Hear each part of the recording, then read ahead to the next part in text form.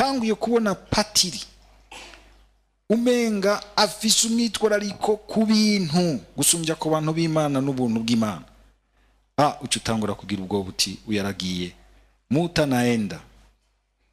Utanguye kubona n'umuntu wese nahaba yubatse ugwiwe atacumva neza inyungu y'umuryango wiwe nabiwe. Gashobora gusanga umugabo yarafoye umuzize kubera ibiyeri n'inyama yirirwa arajya, abandi bari ko aricwa n'inzara, umuryango w'upfuye uzingamye. Menye uti uyu yamaze gutuma umuhamagaro wiwe, ariko aratuma umuhamagaro wiwe. Nkuko gusa Imana yozi kadekare kavuga iti wewe ntukira umugabo mu rugo.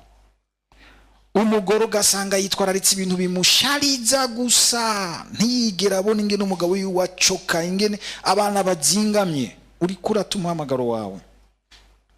Duta umuhamagaro mu gusanga hakumviriza ubuntu bw'Imana, tuguma turaba ibintu. Ubuntu bw'Imana bugutuma ugira urukundo, ugira imbabazi, ugerageza kugendera ubutungane uko bishoboka kose, ukitwararika ikintu cy'inyungu rusange y'abandi. Ugasanga bagushize mu kazi ntiwigera wiyumvira ikintu cyo gateza imbere, ugumuraba gusa wamushahara uzokuramo, karapfa ugapfana nako. N'igihugu nuko gipfa ku ngero zose.